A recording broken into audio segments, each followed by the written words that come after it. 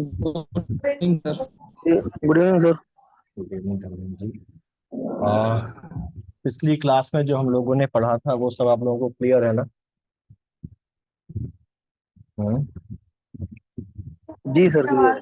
ठीक है, तो एक काम करिए, कॉपी पेन है ना आपके पास? Yes sir. ठीक है, यस सर। तो कॉपी उठाइए, पेन उठाइए, और मुझे शासकीय पत्र की जो विशेषताएं हैं वो लिखिए कॉपी में, और तुरंत मेरे नंबर पे व्हाट्सएप करिए। आपके पास 5 मिनट का समय है। ठीक है, ठीक हो जाएगा ना? ओके जल्दी सर। करिए, जल्दी भेजिए। चलिए, हो गया टाइम। अभी तक जिन लोगों का आया उसमें सबसे बेस्ट जो आया है वो पंकज पांडे जी का आया है। ठीक है, लेकिन एक बात ध्यान रखिए, कुछ लोगों ने रेड पेन यूज किया है। रेड पेन का बिल्कुल भी यूज नहीं करना है। घर में भी लिख रहे हैं तो भी रेड पेन का यूज मत करिए। और दूसरी चीज ये है कि बहुत से लोगों ने रूल्ड पेपर में लिख के भेजा है, लाइन वाली कॉपी के पेजेस पे लिख के भेजा है। तो लाइन वाले पेजेस में आपको नहीं लिखना है किसी भी हालत में। अभी से प्रैक्टिस करिए कि बिना लाइन वाली पेजेस में लिखिए। नहीं है तो उसको ले लीजिए, लूज पेजेस आते हैं वो ले लीजिए, उनका स्पाइरल करवा करवा लीजिए और उसी में लिखिए। क्योंकि एग्जाम में आपको ब्लैंक पेपर ही मिलेगा, अनरूल्ड कॉपी ही मिलेगी, और अगर प्रैक्टिस नहीं होगी तो वो लिखेंगे कहीं और जाएगा कहीं। ठीक है, तो वो देखने में बड़ा खराब लगता है। तो अभी से लिखने की प्रैक्टिस करिए, और ब्लैंक बिना रूल वाले पेपर में ही लिखिए। समझ में आ गई बात आपको? हेलो जी सर। हाँ जी। सर, आपकी आवाज बहुत कट कट के आ रही है। सभी को आवाज कट के आ रही है? नहीं सर। सुनल जी, आपका नेटवर्क में इशू होगा। ठीक है, तो अच्छा थोड़ी देर में ठीक हो जाए। अच्छा, तो यहाँ पर एक चीज ध्यान रखिए कि जिस तरीके से मैंने लिखाया है ना, उसी तरीके से लिखने की कोशिश करिए। क्योंकि यहाँ पर आपने अपने शब्दों में, कुछ लोगों ने बड़ा ही अजीबोगरीब तरीके से लिखा है। ठीक है, तो जैसा मैंने लिखाया है कोशिश करिए कि वैसा ही लिखें, क्योंकि स्टैंडर्ड फॉर्मेट में लिखें। ठीक, और कुछ चीजें ऐसी हैं जिनका आपका मेंशन करना जरूरी है। बहुत से लोगों में वो इम्पोर्टेंट पॉइंट गायब हो गए हैं। तो जो सीक्वेंस मैंने लिखाया है उसमें मोस्ट इम्पोर्टेंट से लीस्ट इम्पोर्टेंट की तरफ हम लोग गए हैं। तो शुरुआती जो पॉइंट है वो आपको जरूर से जरूर मेंशन करने हैं। ठीक है, समझ में आई बात ये आप लोगों को? ठीक, यस। तो चलते हैं आगे। और हम लोगों ने बात की थी कि जो शासकीय पत्र है उसका फॉर्मेट हम लोग देखेंगे। तो जो भी हम लोगों ने पिछली क्लास में विशेषताएं देखी थी, परिभाषा वगैरह देखी थी, उसमें फॉर्मेट से रिलेटेड भी कुछ बातें हम लोगों ने देखी थी, जैसे प्रेषक कौन होता है, प्रेषिती कौन होता है। ठीक, दूसरी बात यह है कि क्योंकि ये एक ऑफिशियल लेटर है, और जितने भी लेटर्स हम लोग पढ़ेंगे ये वही लेटर्स हैं जो सरकारी कामकाज में इस्तेमाल होते हैं।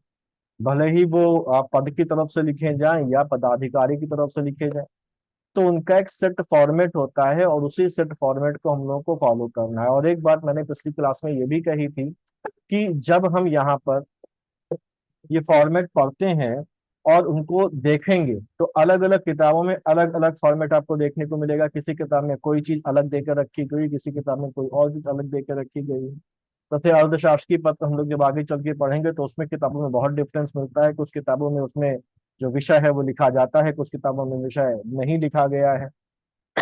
जब हम सरकार के द्वारा, किसी विभाग के द्वारा जारी किया गया ऑफिशियल सरकारी पत्र, अगर सरकारी पत्र लिखेंगे तो उसमें भी हमको डिपार्टमेंट वाइज डिफरेंस देखने को मिलता है। तो बहुत से लोग क्या करते हैं, बहुत से लोग ये करते हैं कि किसी किताब को फॉलो नहीं करते, बल्कि जो सरकारी ऑफिशियल लेटर्स उनको कहीं से, किसी वेबसाइट से, किसी टेलीग्राम ग्रुप से या कहीं से मिल जाता है, उसी को फॉलो करना शुरू कर देते हैं। तो ये चीज से आपको बचना है, क्योंकि हमको यहाँ पर एक स्टैंडर्ड फॉर्मेट लिखना होता है, जो मानक फॉर्मेट है।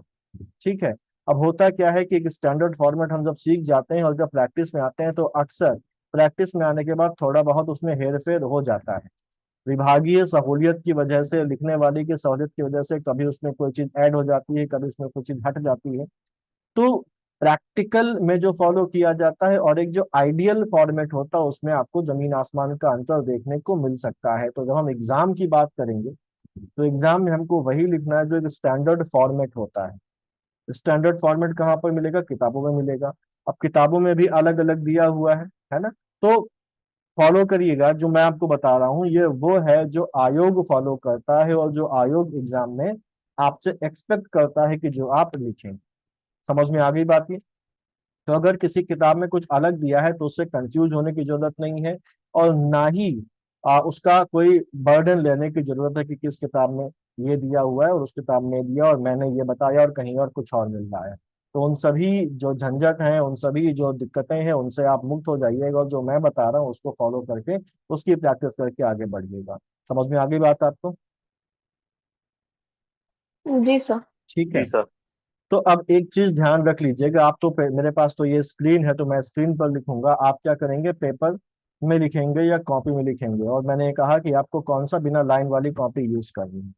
तो हम लोग यहाँ पर एक बना लेते हैं कॉपी का पेज, कि मान लीजिए ये एक कॉपी का पेज है, ठीक है। अभी तो टेढ़ी मेरी लाइन खींच रही है इसमें। ये एक कॉपी का पेज है, ठीक। अब आपको लिखना है सरकारी पत्र, ठीक। तो सरकारी पत्र का एक फॉर्मेट है, मैंने आपको बताया था कल दो चीजें होती हैं, एक होता है प्रेषक और दूसरा कौन होता है? प्रेषित। प्रेषित। प्रेषक भेजने वाला होता है और प्रेषित कौन होता है? पाने वाला। प्राप्त करता। ठीक। तो अगर आपका पेज का लाइन बॉर्डर ये है, यहां से आपका पेज शुरू हो रहा है, तो आपको क्या करना है, आपको जब शुरुआत करनी है तो थोड़ा सा हाशिया छोड़ के शुरुआत करनी है। आप हाशिया कैसे अभी प्रैक्टिस के लिए मान सकते हैं कि यहाँ पर आप अपनी उंगलियां रखें, 3 अंगुल की दूरी यहां से बना लीजिए और 3 अंगुल की दूरी से यहां से आप लिखना शुरू करेंगे इस जगह से, और यही एक काल्पनिक लाइन मान के चलिएगा और आपका हर शब्द जो होगा, हर लाइन जो होगी वो यहाँ से शुरू होगी। समझ में आ गई बात ये? ठीक है, क्लियर। दूसरी बात ये होती है कि जब भी कोई सरकारी पत्र, अर्ध सरकारी पत्र, परिपत्र यानी कि सर्कुलर, कार्यालय ज्ञाप या जो भी आपका यहाँ पर पत्र है, कॉरेस्पॉन्डेंस है, जब वो लिखा जाता है और भेजा जाता है तो उसका रिकॉर्ड मेंटेन किया जाता है, ठीक। इसके रिकॉर्ड मेंटेन करने के लिए हर पत्र को एक नंबर दिया जाता है। उस नंबर को हम यहाँ पर बोलते हैं पत्रांक संख्या, पत्रांक बोलते हैं या क्या बोलते हैं? पत्र संख्या बोलते हैं, जिससे कि एक रिकॉर्ड मेंटेन हो जाए कि ये वाला जो पत्र है या ये वाला पत्रांक की बात हो रही, आगे कभी उससे संबंधित कोई बात हो तो उसका रेफरेंस वहां पर दिया जा सके या उसको ढूंढा जा सके। क्लियर।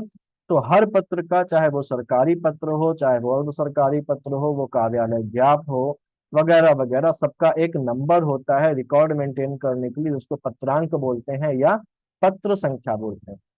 तो जब भी हम सरकारी पत्र लिखेंगे तो सबसे ऊपर दाईं तरफ ये बायां हिस्सा है,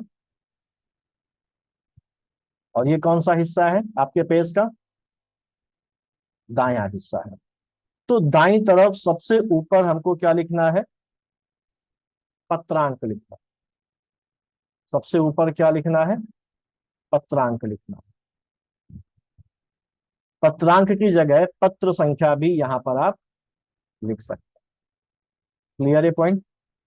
सबसे ऊपर पत्रांक, और पत्रांक के आगे यहाँ पर, क्योंकि हम तो ड्राफ्ट पढ़ रहे हैं, फॉर्मेट पढ़ रहे हैं, तो यहाँ पर हमको कुछ लिखना नहीं है, उसकी जगह पर खाली स्थान छोड़ देना है, ठीक। तो पत्रांक के आगे, अच्छा क्या होता है, कभी कभी क्या होता है, लोग लिखते हैं पत्रांक और खाली जगह लिखने के लिए इस तरीके से लाइन खींच देते हैं, है ना। तो हमको इस तरीके से लाइन नहीं खींचनी है, इसका भी एक नियम होता है। जैसे हमने यहाँ पर लिखा पत्रांक, तो जहां पर का खत्म हो रहा है उसके निचले हिस्से से यहां से हमको इस तरीके से बिंदु लगाने हैं। ये जो बिंदु होते हैं, ये बिंदु होते हैं रिक्त स्थान सूचक चिन्ह, ठीक। हमको कभी भी ऐसे यहाँ पर रिक्त स्थान के लिए नहीं बनाना है, बल्कि हमको क्या बनाने हैं? बिंदु बनाने हैं। और बिंदु कहाँ से बनाने हैं? ऊपर नहीं बनाने हैं, बीच में नहीं बनाने हैं, बल्कि जहां पर का खत्म हो रहा है वहां पर नीचे से बनाने शुरू करें। समझ में आ गई बात ये? क्लियर? Yes sir. ठीक। अदरवाइज नंबर कट जाएंगे आपके, क्योंकि ये कोई चिन्ह नहीं होता, हमको रिक्त स्थान सूचक चिन्ह बनाने हैं। और रिक्त स्थान सूचक चिन्ह क्या होते हैं? ये बिंदु। हाँ, थोड़ा सा समय लगेगा, लेकिन आप उसकी प्रैक्टिस करेंगे तो वो जल्दी हो जाएगा, और समय लगाना मार्क्स गंवाने से ज्यादा बेहतर, ठीक। इसके बाद जहां पर पत्रांक लिखा हुआ है उसके ठीक नीचे वाली लाइन से बाईं तरफ यहाँ पर ये जो काल्पनिक रेखा हम लोगों ने खींची है 3 अंगुल का हाशिया लेते हुए, यहाँ पर लिखना है प्रेषक, यानी कि कौन भेज रहा। प्रेषक के बाद लगाना है कॉमा, और प्रेषक के नीचे भेजने वाले का नाम कैसे लिखना है, जहां पर क खत्म हुआ है का के नीचे से आपको यहाँ पर लिखना है नाम, नाम के आगे फिर इस तरीके से। जब आप उदाहरण लिखेंगे, अभी तो हम लोग ड्राफ्ट पढ़ रहे हैं, उदाहरण लिखेंगे तो यहाँ पर आपको कोई नाम, वास्तविक नाम नहीं लिखना है, बल्कि आपको यहाँ पर सिंबॉलिकली कोई नाम वहां पर लिख देना है। तो आप नाम की जगह लिख सकते हैं का, खा, गा, नाम की जगह लिख सकते हैं आ, बा, सा। ठीक, क्लियर। तो कैसे लिखेंगे, यहाँ पर हम लिखेंगे प्रेषक, प्रेषक के नीचे लिखेंगे नाम, नाम के बाद लिखेंगे ये इस तरीके से बिंदी लगा के। क्लियर, समझ में आ गई बात ये। तो ये नाम हमको यहाँ पर लिख देना है, और ड्राफ्ट में हमको रिक्त स्थान सूचक शब्द लगाना। उसके बाद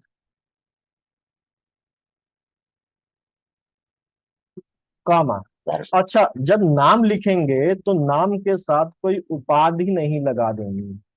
ठीक, कोई उपाधि नहीं लगा देनी है। हाँ, नाम के पहले हम लोग श्री लगा सकते हैं, लेकिन कोशिश करिए कि ये भी ना लगाएं। तो अगर क ख ग नाम है तो प्रेषक के नीचे श्री क ख ग लिख सकते हैं, लेकिन कोशिश करिए कि श्री का इस्तेमाल भी ना करें। ठीक, लेकिन अगर वो, जैसे मैंने बताया, कोई उपाधि नहीं लगानी है, लेकिन अक्सर संवर्ग का नाम लिखा जा सकता है। तो जैसे अगर का खा गा IAS है तो हम लिख सकते हैं का खा गा IAS, या का खा गा PCS, ये यहाँ पर लिख सकते हैं। तो संवर्ग का नाम लिखा जा सकता है, लेकिन नाम के साथ ही लिखेंगे। तो जैसे प्रेषक का खा गा IAS या का खा गा PCS, बस, इसके अलावा नाम के साथ कुछ और नहीं लिखना है। कोई उपाधि नहीं लिखनी है। श्री लगा सकते हैं, लेकिन मैं कहूंगा कि उसको भी आप ना लगाइए। क्लियर, ठीक है, समझ में आई बात ये।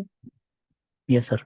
नाम के प्रेषक बाद, के हाँ जी सर, बोलो। प्रेषक के साइड में कामा लगेगा, प्रेषक के बाद कामा प्रेषक, हाँ, लगेगा। प्रेषक के बाद कॉमा लगेगा, फिर ओके नाम, सर, ओके सर, नाम के बाद फिर कॉमा लगेगा। उसके बाद उसका ओके। लिखेंगे भेजने वाले का पद नाम। Yes sir. ठीक, यहाँ पर भी रिक्त स्थान सूचक शब्द, वो चिन्ह और कॉमा। तो जैसे मैं यहाँ पर लिखता भी चल रहा हूँ अलग से, कि जैसे यहाँ पर प्रेषक है, प्रेषक के नीचे हम लोगों ने लिखा का, खा, गा, उसके नीचे पदनाम आना है। तो मान लिया कि वो सचिव है, तो सचिव। ठीक, ये पदनाम लिखा हम लोगों ने, पदनाम के बाद सचिव लिख, कॉमा लगा दिया। पदनाम के बाद हम लिखते हैं उसका शासकीय पता, शासकीय पता। तो ड्राफ्ट में इस तरीके से, और जब वास्तविक लिखेंगे तो कैसे लिखेंगे, एक सेकंड बस बता रहा हूं।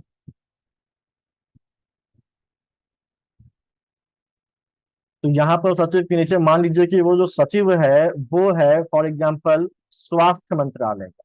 ठीक, तो क ख ग सचिव, सचिव के नीचे पद नाम, स्वास्थ्य मंत्रालय।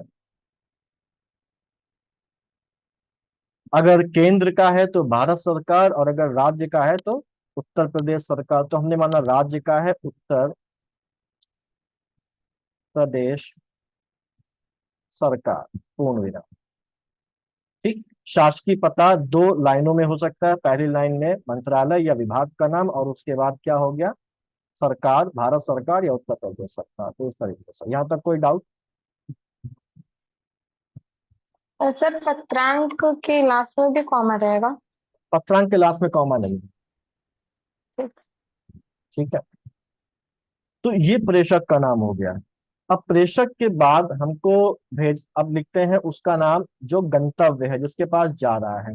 तो फिर से सर ये शासकीय पता जो है वहां पे कॉमा रहेगा कि वो खड़ी पाई क्या बोलते हैं उसको, पूर्ण शासकीय विराम पत्र रहेगा। यहाँ पर जब मैंने बताया ना स्वास्थ्य मंत्रालय उत्तर प्रदेश सरकार, तो उत्तर प्रदेश सरकार या भारत सरकार के बाद आप क्या लगा देंगे, पूर्ण विराम लगा देंगे। हाँ, ठीक है।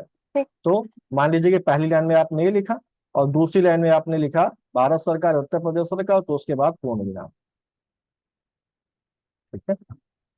जिस उसके बाद आप प्रेषिती का नाम, जिसके पास भेजा जा रहा है, तो जहां से प्रेषक शुरू हुआ है ठीक वहीं से नीचे आपको भेज लिखना है सेवा में। सेवा में के बाद फिर से कॉमा। और प्रेषक और प्रेषिती में अंतर ये होगा कि प्रेषक का नाम लिखा जाता है लेकिन प्रेषिती का नाम आपको नहीं लिखना है, सीधे आपको लिख देना है पदनाम, कॉमा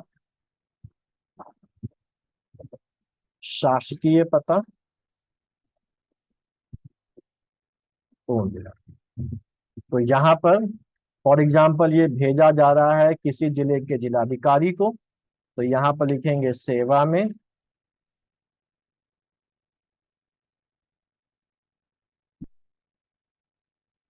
जिलाधिकारी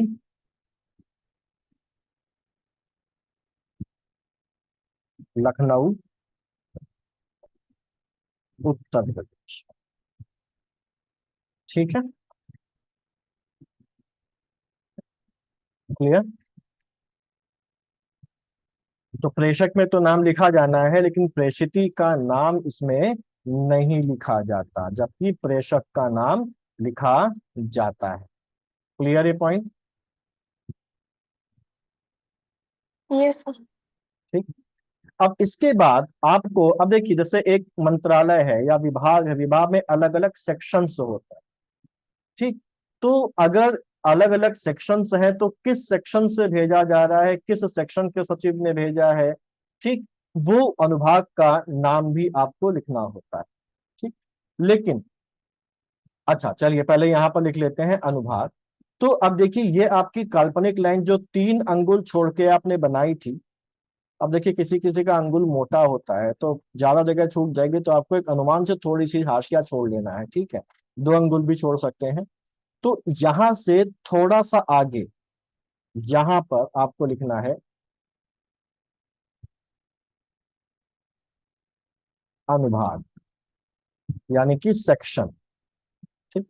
अब अनुभाग कौन सा है, तो हो सकता सर है वो उस वाले जो काल्पनिक हाशिया उससे बाहर रहेगा हाँ और उसके बाहर। अनुभाग।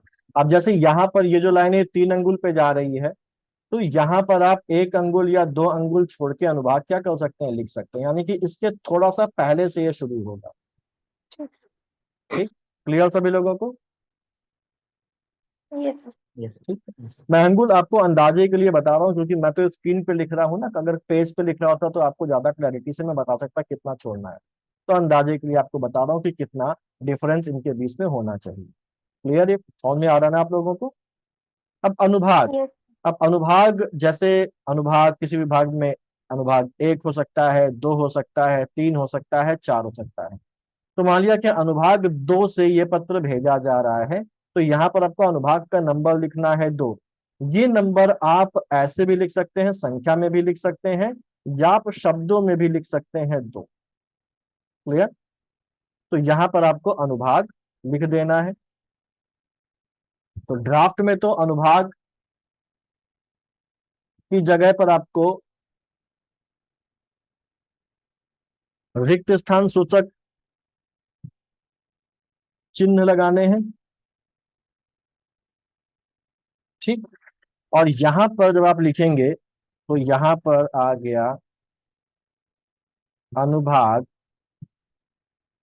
1, ये निशान आप यहां पर लगा सकते हैं। ठीक। जहां पर आपने अनुभाग लिखा है इसी के ठीक सामने बाएं हिस्से पे आपको लिखना है दिनांक, कॉमा स्थान। ठीक है, इसी के अनुभाग के ठीक सामने दाईं तरफ आपको लिख देना है दिनांक, कॉमा स्थान। समझ में आ गई बात। अब इसको कैसे लिखना है, यहां पर इसके ठीक सामने आप लिखेंगे।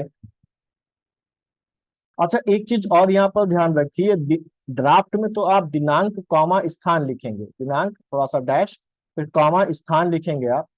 लेकिन जब आप उदाहरण लिखेंगे या प्रैक्टिकली इसको लिखेंगे पूरा, तो आप दिनांक और स्थान आगे पीछे भी कर सकते हैं। जैसे ये पत्र लिखा जा रहा है आज फॉर एग्जाम्पल इलाहाबाद से, और इलाहाबाद से लखनऊ से लिखा जा रहा है, और तारीख आज कितनी है, 8 जून। तो आप यहाँ पर क्या लिखेंगे, दिनांक लिखेंगे 8 जून 2023, कॉमा, अब यहाँ पर जगह नहीं तो मैं थोड़ा नीचे लिख देता हूँ लखनऊ।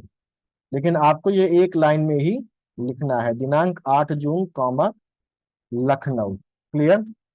आप इसको ऐसे भी लिख सकते हैं, लखनऊ कॉमा 8 जून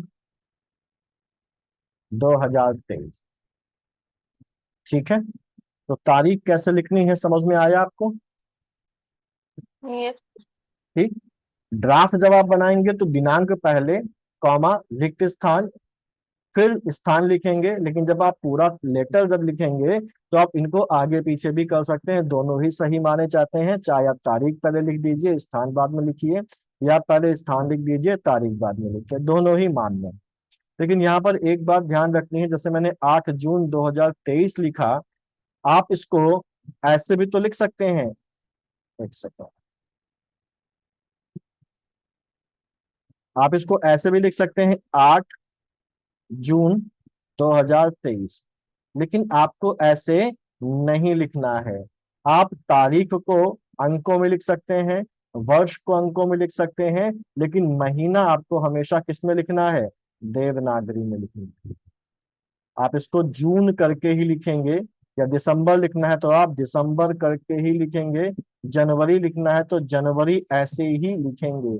अगर जगह कम है तो आप जन करके फिर ये गोला बना सकते हैं, जो एब्रिविएशन का सूचक होता है, शॉर्ट में लिखने का सूचक होता है। लेकिन आपको महीना अंकों में नहीं लिखना है, महीना आपको हमेशा देवनागरी लिपि में ही लिखना है। क्लियर है पॉइंट। Yes sir. ठीक, समझ में आ गई बात यहाँ तक। Yes sir. सर ये जो पत्रांक ऊपर लिखा हुआ है और जो नीचे दिनांक स्थान लिखा है, तो सर उसकी लाइन क्या मतलब उसी नहीं लाइन नहीं से नहीं नहीं, ये जरूरी उससे नहीं है, कोई क्योंकि मतलब नहीं है। क्योंकि पत्रांक आपका छोटा भी हो सकता है। ठीक, दिनांक अच्छा। आपका बड़ा हो सकता है, तारीख पूरी लिखनी है, स्थान लिखना है, तो ये जरूरी नहीं इसके नीचे से ही शुरू हो, पहले से भी शुरू हो सकता है। और सर वो पत्रांक जो है वो काल्पनिक हाशिए के अंदर ही रहेगा, बाहर नहीं हाँ, रहेगा। हाशिए के अंदर ही रहेगा। ठीक। क्लियर, सभी लोगों को समझ में आ रहा है ना। यस जी सर। सर। तो ये तो हम लोगों ने जो इसका फर्स्ट पार्ट है वो देख लिया, तारीख तक। ठीक, अब इसके बाद हमको यहाँ पर लिखना होता है कि ये जो पत्र है ये किस संदर्भ में भेजा जा रहा है, किस विषय में भेजा जा रहा है। तो अनुभाग के ठीक नीचे हम लोग लिखते हैं विषय। अब ये विषय जो है ये उसी काल्पनिक लाइन से शुरू होगा जिस काल्पनिक लाइन से प्रेषक शुरू हुआ है, सेवा शुरू हुआ है। तो प्रेषक और सेवा के ठीक उसी उसी उतने ही हाशिए से विषय शुरू होगा। ठीक, अब हो सकता है विषय आपका एक ही लाइन में पूरा हो जाए, या हो सकता है विषय आपका जो है आप लिख रहे हैं वो 2 लाइनों में पूरा हो। तो पहली लाइन आप यहां से शुरू करेंगे, और अगर ये एक लाइन में पूरा नहीं हुआ तो आप जब दूसरी लाइन लिखेंगे तो यहां से शुरू नहीं करेंगे, बल्कि यहीं से शुरू करेंगे। पूर्ण विराम। ठीक, क्लियर, यहीं से शुरू करेंगे। ठीक, और विषय के अंत में हमेशा क्या लिखा जाएगा, विषय के अंत में हमेशा लिखा जाएगा के संदर्भ में।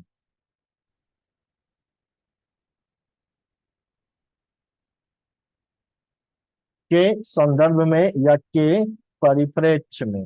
जैसे फॉर एग्जाम्पल आपको एक पत्र लिखना है जिसमें ये कहा गया है, जिसमें ये कहा गया है कि एक सरकारी पत्र हमको बनाकर भेजना है जिसमें शिक्षित बेरोजगारों को ऋण सुविधा देने की बात कही गई है।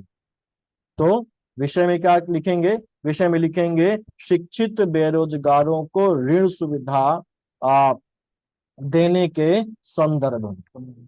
ठीक है, शिक्षित बेरोजगारों को ऋण सुविधा देने के संदर्भ में, और पूर्ण विराम। ठीक, एक लाइन में पूरा हो जाता है तो कोई बात नहीं, वहीं तक रखें। और अगर एक लाइन में पूरा नहीं होता है तो जो दूसरी लाइन है वो यहां से शुरू नहीं होगी बल्कि यहां से शुरू होगी, और अंत में के संदर्भ में या के परिप्रेक्ष्य में लगाकर पूर्ण विराम खत्म कर देंगे। के संदर्भ में की जगह पर के परिप्रेक्ष्य में भी लिखा जा सकता है। तो या तो आप अंत में के संदर्भ में लिख दें या क्या लिख दें, के परिप्रेक्ष्य में। क्लियर? ठीक है, ये बारीकियां सब समझते जा रहे हैं ना आप लोग? जी सर। ठीक, अब ये हो गया। अब आते हैं हम लोग मेन बॉडी में। ठीक, सर एक एक हाँ एक चीज पूछना था सर, हाँ जी, हेतु का मतलब क्या होता है? जैसे कि अगर जैसे कहीं कहीं लिखा होता है हेतु, हाँ। जैसे कि संदर्भ में या परिपेक्ष में वहां होता छोटा सा देता है हेतु। हेतु तो भी लिखा हेतु का मिलता है, हेतु भी लिखा मिलता है। जी जैसे जी सर। हेतु का जो लिटरल मीनिंग यहाँ पर आएगा वो आएगा के लिए। तो इसको ऐसे भी लिख सकते हैं कि शिक्षित जी सर। बेरोजगारों को ऋण सुविधा उपलब्ध कराने हेतु। लेकिन जी सर, हाँ। हेतु जो है वो उतना बेहतर नहीं माना जाता है। आपको के संदर्भ में या के परिप्रेक्ष्य में ही अपने आप को रखिए, हेतु लिखने से ओके बचें। ठीक, sir, okay sir, okay sir, okay sir. अब इसके बाद आती है हमारे पास मेन बॉडी। मेन बॉडी में अब हम आएंगे यहाँ पर, और जिसको भेजा जा रहा है उसको संबोधित करेंगे और लिखेंगे, जहां से विषय लिखा हुआ इसी हाशिए से लिखेंगे महोदय। और अगर वो कोई महिला है तो लिखेंगे क्या? महोदय। महोदय। उसके बाद लगा देंगे कॉमा, और ठीक नीचे से अपनी बात कहना शुरू करेंगे। तो ये कहना कहाँ से शुरू हम करेंगे? जहां से या खत्म हुआ है यहां से कहेंगे। और जो शुरुआती भाषा है वो हमेशा नियत रहती है, और ये कही जाती लिखी जाती है कि उपर्युक्त के संदर्भ में,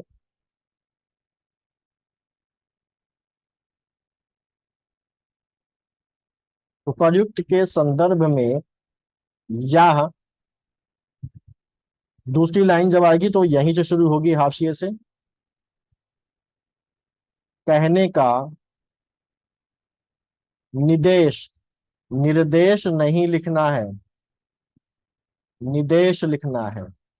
ठीक है, याद रखिएगा, कल भी पिछली क्लास में मैंने बताया था, निदेश हुआ है कि, तो जो बात है वो लिखेंगे, और ऐसे ही रिक्त स्थान सूचक बिंदु।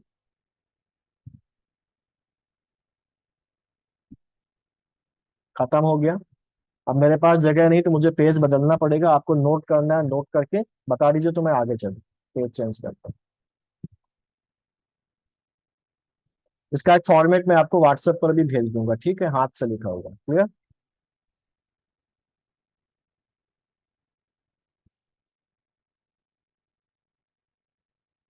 हटा दूं? बता दीजिएगा जब हटाना हो। जी सर, हटा दीजिए। सभी लोगों का हो गया ना? Yes sir. Yes sir. Sir वो पत्रांक को हम फिर भूल गए, वो हाशिए के बाहर जा सकता है? नहीं, हाशिए के बाहर नहीं ले जाना, उसको हाशिए के अंदर ही लिखिए सर। ये वाला जो हिस्सा है बेसिकली हाशिया जो मेन आपका वो इधर है। ये वाला आपका हाशिया जो है, आप या तो आपको पेज में लाइन खींची हुई मिलेगी या पेज का अंत होगा।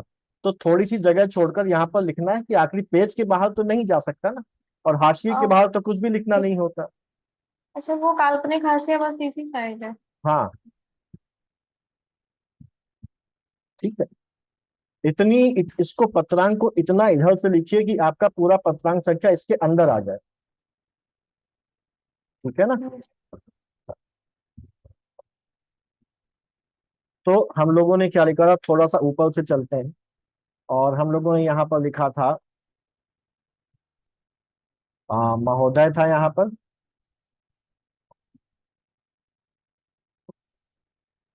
और महोदय के नीचे हम लोगों ने लिखा था कि उपर्युक्त के संदर्भ में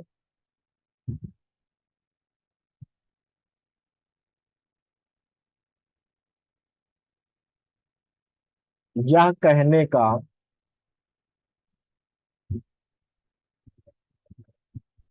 निर्देश हुआ है कि,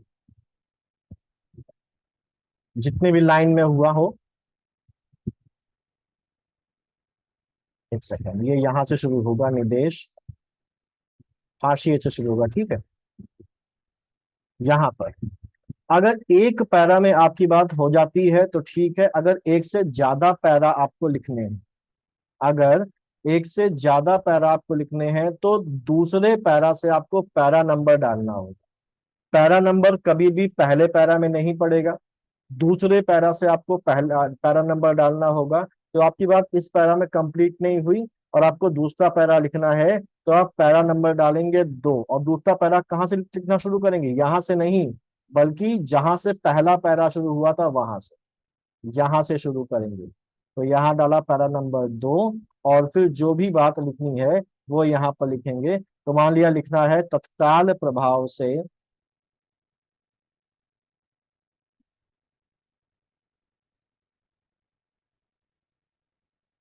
अनुपालन सुनिश्चित कराएं। ठीक, एक चीज आपको ध्यान देनी है कि जो सेकंड पैरा शुरू हुआ, तो सेकंड पैरा की शुरुआत कहाँ से हुई, जहां से पहले पैरा की शुरुआत हुई थी। और सेकंड पैरा की भी जो सेकंड लाइन है वो हाशिए से शुरू होगी, ठीक है। ये बात पकड़ी है आपने? जी सर। जी। ठीक, तो ये हमारा जो होता है वो मैटर खत्म हो जाता है। यहाँ पर ध्यान रखिएगा कि जनरली हम कोई लेटर लिखते हैं, एप्लीकेशन लिखते हैं, तो अपनी बात खत्म करने के बाद यहाँ पर धन्यवाद, सादर, ठीक है, ससम्मान वगैरह लिख देते हैं। और लेकिन यहाँ पर सरकारी पत्र में ऐसा कुछ भी नहीं लिखा जाएगा, क्योंकि मैंने आपको कल ही बताया था कि किसी भी सम्मान सूचक शब्द का, आदर सूचक शब्द का प्रयोग यहाँ पर समापन पर नहीं किया जाता है, ठीक है। सीधे यहाँ पर हम नीचे आ जाएंगे और बाएं हिस्से पर लिखेंगे भवदीय, बाएं किनारे पर भवदीय लिखेंगे। इतनी जगह छोड़ेंगे कि ये पूरा आ जाए। भवदीय के बाद नीचे हम यहाँ पर हस्ताक्षर, किसका हस्ताक्षर होगा, प्रेषक का, भेजने वाले का हस्ताक्षर होगा, ठीक। नाम, ये ब्रैकेट के अंदर है सर, ठीक है। और पदनाम, ठीक है। हस्ताक्षर और नाम, हस्ताक्षर में मैंने ब्रैकेट लगा दिया है, लेकिन हस्ताक्षर ब्रैकेट के अंदर नहीं होगा, नाम ब्रैकेट के अंदर होगा। कंफ्यूजन ना हो तो मैं इसको हटा देता हूँ ब्रैकेट को यहाँ से, ठीक। हस्ताक्षर, फिर नाम, नाम ब्रैकेट के अंदर, और फिर पदनाम। शासकीय पता यहाँ पर नहीं लिखना है, केवल पदनाम लिख देना है। कभी कभी क्या होता है कि लेटर के साथ कोई कुछ एनक्लोजर भी भेजे जाते हैं, उसके साथ में कुछ डॉक्यूमेंट्स भी भेजे जाते हैं। तो जैसा मैंने अभी बताया कि अभी मैंने हम लोगों ने एक एग्जांपल लिया था कि एक लेटर भेजना था शिक्षित बेरोजगारों को ऋण सुविधा उपलब्ध कराने के लिए लेटर भेजा गया था। और उस शिक्षित बेरोजगारों को ऋण सुविधा उपलब्ध कराने के लिए कोई अगर गाइडलाइन है, तो हम उस गाइडलाइन की फोटो कॉपी भी क्या कर देंगे, लेटर के साथ लगा के भेज देंगे। तो लेटर के साथ जो अटैच्ड डॉक्यूमेंट्स भेजे जाते हैं उनको क्या बोलते हैं, संलग्न। जैसे आप किसी एग्जामिनेशन फॉर्म भरते हैं, तो उस एग्जामिनेशन फॉर्म के साथ आपको अपनी फॉर एग्जांपल लगानी पड़ रही है 10th की मार्कशीट, 12th की मार्कशीट, ग्रेजुएशन की मार्कशीट लगानी पड़ रही है। तो ये जो 10th, 12th और ग्रेजुएशन की जो मार्कशीट आपने लगाई, ये क्या है, ये संलग्नक है। तो साथ में लग के आगे जा रहे हैं उस पत्र के साथ या उस फॉर्म के साथ। क्लियर? तो अगर ऐसा कोई संलग्नक है, ऐसा कुछ एनक्लोजर है, तो वो भी आपको यहाँ पर मेंशन करना पड़ेगा। समझ में आई बात आपको? ठीक, तो ये कहाँ पर लिखने हैं, जहां पर भवदीय लिखा है ठीक इसके सामने बाईं तरफ, उसी काल्पनिक हाशिए के नीचे जहां से प्रेषक लिखा था, जहां सेवा में लिखा था, जहां विषय लिखा था और जहां महोदय लिखा था, उसी काल्पनिक हाशिए से शुरुआत करेंगे। यहाँ पर भवदीय की ठीक सामने से संलग्नक, ठीक, संलग्नक। यहाँ पर लिखेंगे संलग्नकों की संख्या कितनी है। तो अगर साथ में जो डॉक्यूमेंट भेजे जा रहे हैं उनकी नंबर्स कितने हैं, 1 डॉक्यूमेंट है, 2 डॉक्यूमेंट है, 3 डॉक्यूमेंट है, 4 डॉक्यूमेंट है, तो जितने भी डॉक्यूमेंट है उनकी संख्या यहाँ पर लिख देंगे।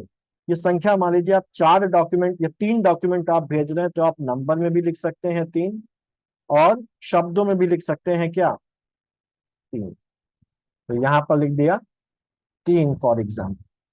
अब इसके बाद जो संलग्नक भेजे जा रहे हैं उनकी डिटेल क्या है, तो वो डिटेल के लिए संलग्नक नंबर 1 की डिटेल, इसको जो संलग्नक की डिटेल लिखेंगे तो पहला संलग्नक किस चीज का है, दूसरा किस चीज का है, तीसरा किस चीज का है, ये हमको लिखना है।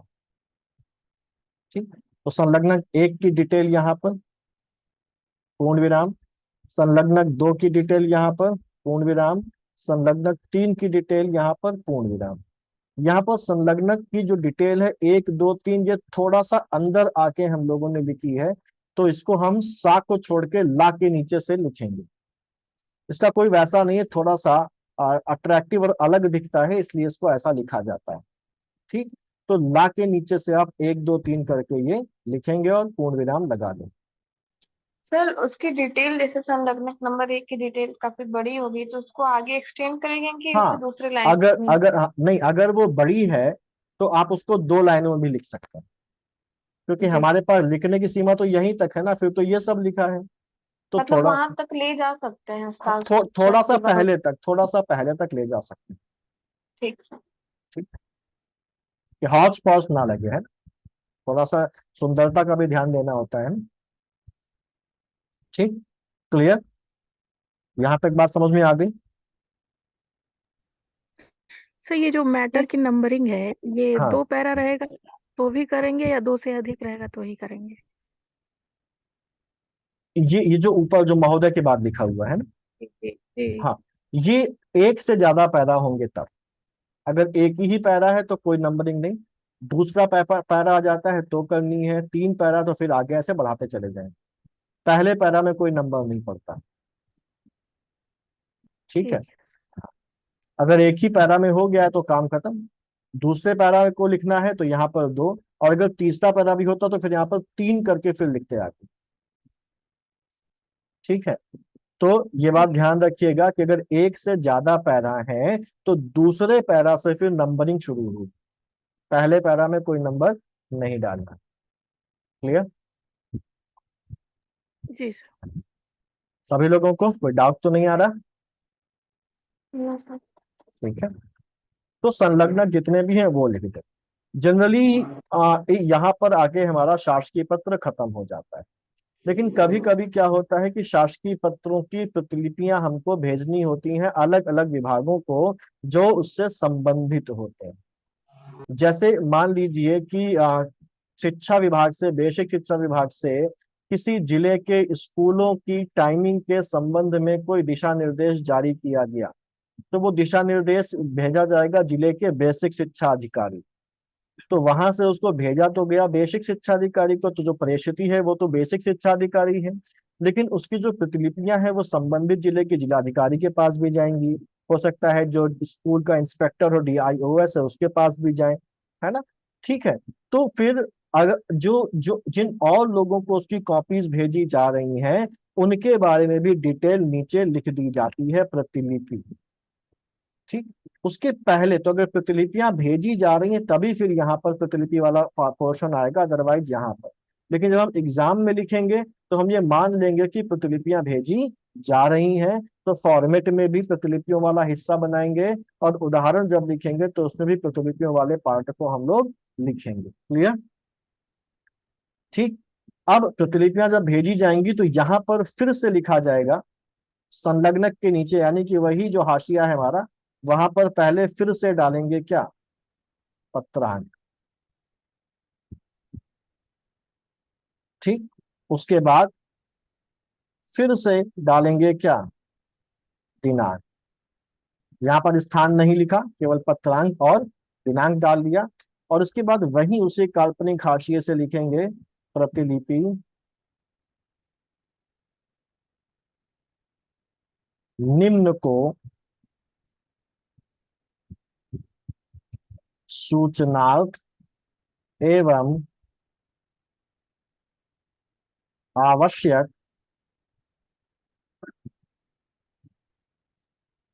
कार्यवाही हेतु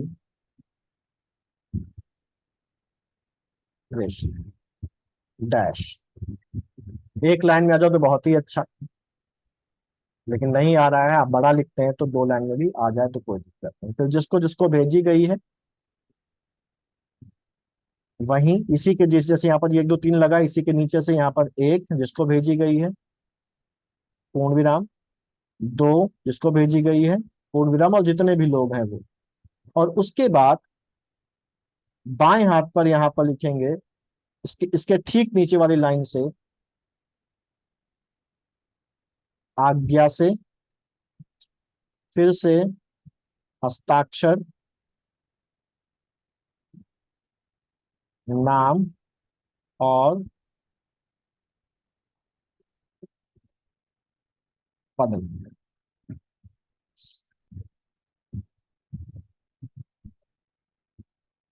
ठीक।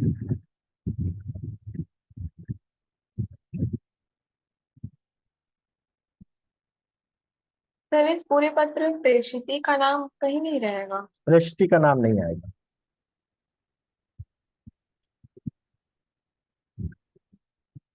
तो सर वहाँ जो वहाँ पे महोदय महोदया करके था, तो फिर महोदया हम्म। सब अब किसी जिले जब की जिलाधिकारी को सरकारी पत्र भेजना है और वो जिले की जिलाधिकारी एक महिला है तो उसके लिए तो महोदय इस्तेमाल करना पड़ेगा। अब उसको महोदय लिख देंगे तो बुरा नहीं मान जाएगी। नाम तो है नहीं सर, तो भेजने वाले को ये पता है ना कि हम किसको भेज रहे हैं, वो पुरुष है कि महिला। नाम नहीं लिखेंगे, ठीक। पद के नाम से संबोधित होता है। ठीक है।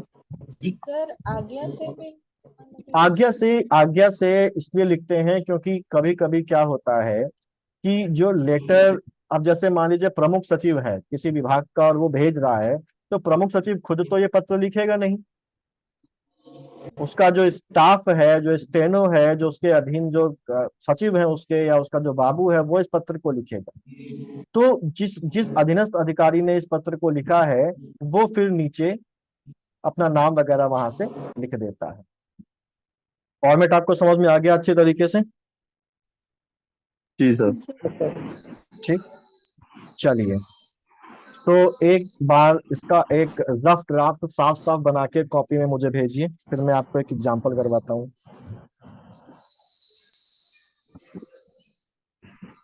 आप लोग बना रहे हैं फॉर्मेट ना, भेज रहे हैं? जी सर। हाँ, अच्छा अच्छा साफ साफ सुंदर सुंदर बना के भेजिए।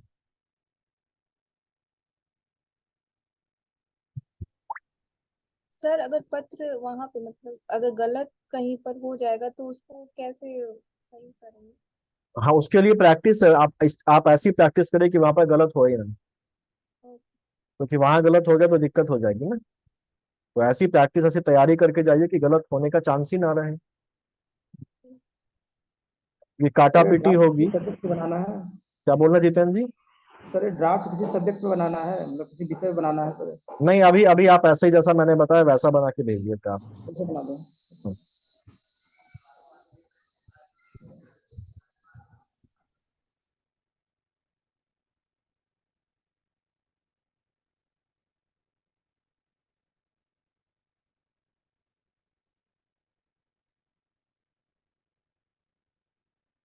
दीपदा जी, प्रेषित जब आपने लिखा है ना यहाँ पर प्रतिलिपि निम्न को सूचना हम आवश्यक कार्रवाई हेतु प्रेषित, तो यहाँ पर डैश लगेगा।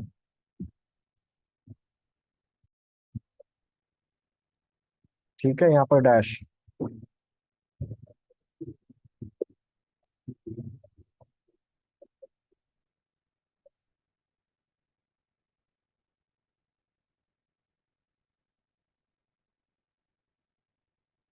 जल्दी करिए, बाकी लोग भी।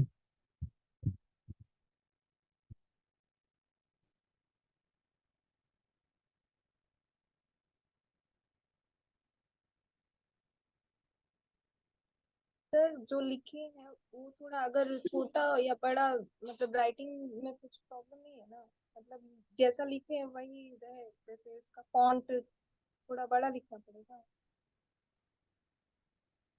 क्या बोल रही हैं? जैसे सर इसका फॉन्ट मतलब छोटा छोटा लिखे हैं, फॉन्ट थोड़ा बड़ा लिखना पड़ेगा। ये जो लिखे आपको भेजे हैं वो सही है? सही है, सही है, सही है। बस जितना वो अभी जो बताया था उस पर ध्यान रख लीजिए, बस बाकी कोई दिक्कत नहीं, सही बनाया है। सही कर दिया। जितेंद्र जी, आपका ये जो प्रतिलिपि निम्न को सूचनार्थम आवश्यक कार्रवाई जो प्रेषित है वो पदनाम के बराबर आपने लिखा है। जो पत्रांक और दिनांक जो लिखा है ये पदनाम के नीचे वाली लाइन से आएगा, आपने उसके ऊपर लिख दिया है। सुन रहे हैं मेरी आवाज़?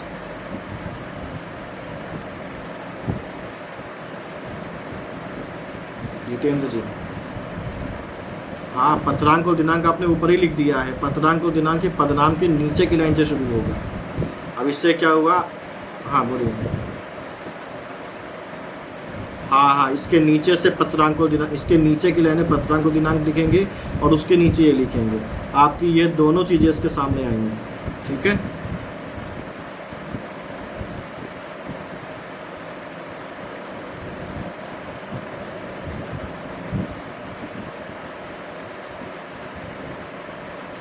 धर्मेंद्र जी पूरा लिखिए। महोदय महोदया के बाद बाकी कहाँ गया?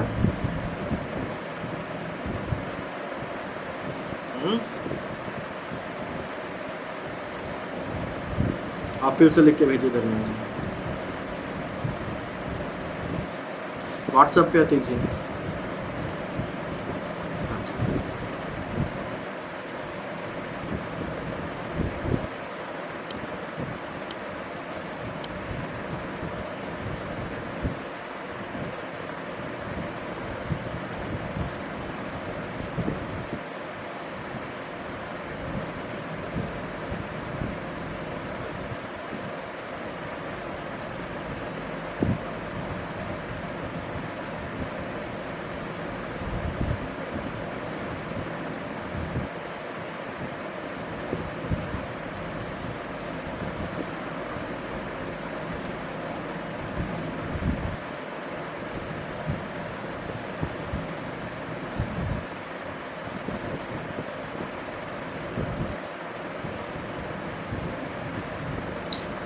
अतुल जी, पूर्ण विराम नहीं लगाया कहीं भी आपने जहाँ पर लगना चाहिए।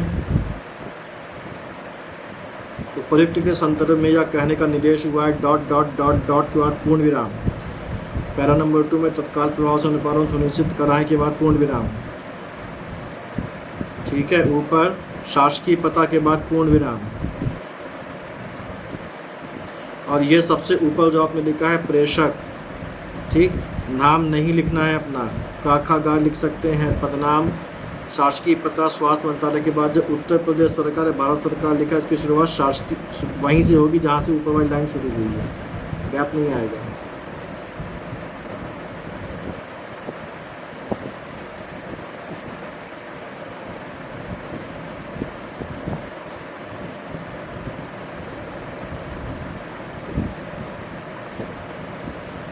क्या लिखा है आपने? प्रतिलिपि निम्न को सूचनार्थम आवश्यक कार्य जो प्रेषित के नीचे संलग्नक।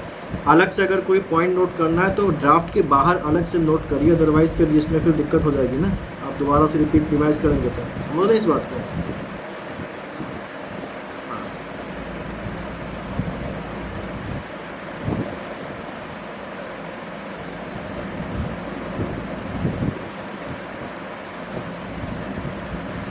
पंकज जी, आपको भी पूर्ण विराम लगाने हैं भाई। शासकीय पता के बाद पूर्ण विराम है। प्रेषक नाम पदनाम है। सेवा में शासकीय पता के बाद पूर्ण विराम है। विषय जहाँ पर खत्म हो रहा है संदर्भ में या परिप्रेक्ष्य में पूर्ण विराम लगाइए। फिर पहले पैराग्राफ के बाद ही पूर्ण विराम लगाइए। और पूर्ण विराम जहाँ भी आपने लगाया है ना, वहाँ पर गैप नहीं है। जहाँ पर सेंटेंस खत्म हो तो वहीं पर लगाइए, उतना गैप करके पूर्ण नहीं लगता है। तो नीचे भवदी के बाद वहाँ भी पदनाम के बाद पूर्ण विराम आएगा।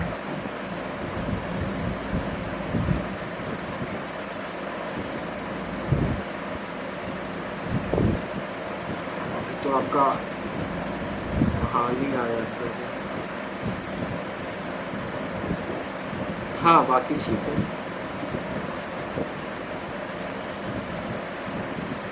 अभी अभी नहीं आया, सुन लीजिए।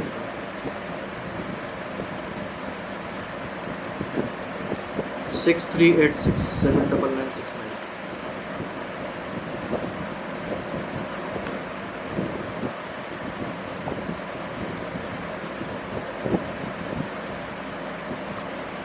अतीक जी, शासकीय पता के बाद कॉमा नहीं पूर्ण विराम है। विषय में भी परिप्रेक्ष्य के बाद पूर्ण विराम। अवधि में नीचे पूर्ण विराम, महोदय महोदय के बाद पहला पैराग्राफ जहाँ पर खत्म होगा वहाँ पूर्ण विराम। और प्रतिलिपि निम्न को सूचना था आवश्यक करवाए तो प्रेषित के बाद संलग्न का वो डिटेल भी देखिए, ये नहीं लिखा ना आपने। ठीक है अतीक जी।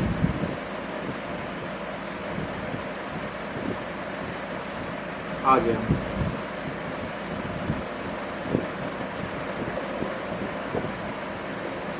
जब आप कोई चीज़ शॉर्ट में लिखें ना, जैसे शासकीय पता लिखना है शॉर्ट में, तो इस तरीके से नहीं लगाते हैं, ये थोड़ा सा गोल बनता है। ठीक है सोनल जी।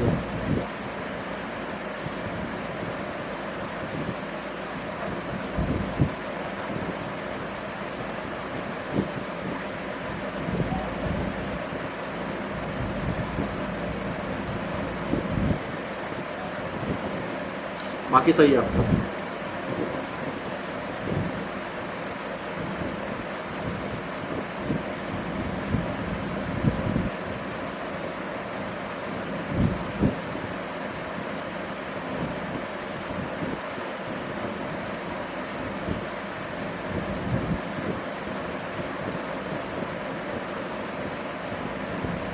नहीं लगाया जाता, नहीं लगाया जाता। वन, जैसे अगर वन लिखना है ना, वन, तो वन के बाद पॉइंट लगा के फिर लिखिए आगे। हाँ हाँ, तो ये लगेगा point। और ये ध्यान रखिए बेसिक होता है, बेसिक। ठीक है, वर्तनी का बहुत ध्यान रखिए, बेसिक नहीं होगा, बेसिक होगा। ठीक है, आगे बढ़िए।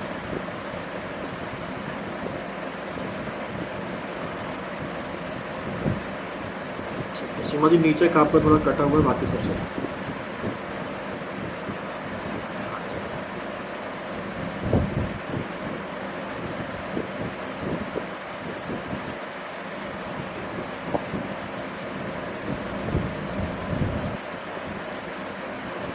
हस्ताक्षर की बात, आज्ञा से के बाद जब लिख रहे हैं ना हस्ताक्षर, तो यहाँ भी ऐसे लगेगा एकता जी। और जो जब आप एब्रीविएशन लिखते हैं तो जो एक गोला बनना है, नीचे नहीं बनना है, ये कहाँ पर बनता है, बीच में बनता है। ठीक है एकता जी, बाकी सही है।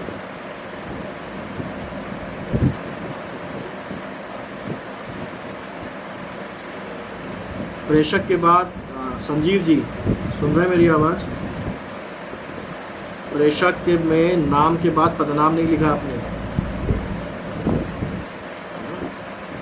नाम के बाद पदनाम आएगा, उसके बाद शासकीय पता के बाद पूर्ण विराम लगेगा। सेवा में पदनाम, शासकीय पदनाम के बाद कॉमा, शासकीय पता के बाद पूर्ण विराम। ये छोटी छोटी जो गलतियां हैं ना, यही दिक्कत करेंगी, तो इसको अच्छे से ध्यान रखिए। और ये जो नीचे आपने भवदी, हस्ताक्षर, नाम, पदनाम लिखा, इसको थोड़ा सा और बाईं तरफ ले जाइए,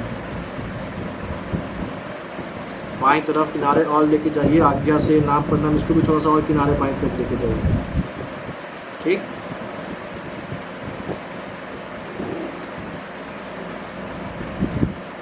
कराए में चंद्र बिंदु नहीं रहता, हिंदी रहती है।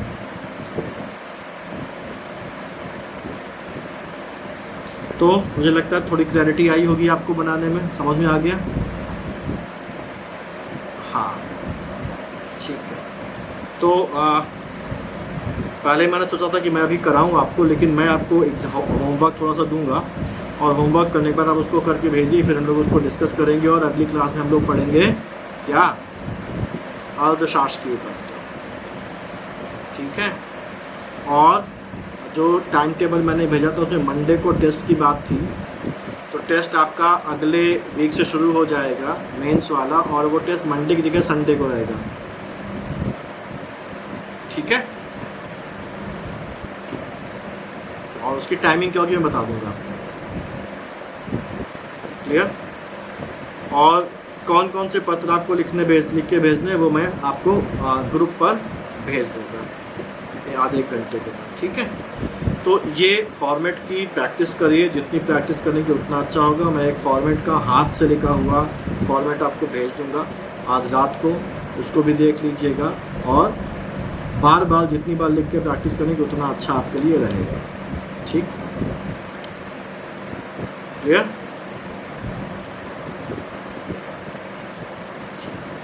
चलिए फिर मिलते हैं अगली क्लास में, ठीक है? हाँ जी।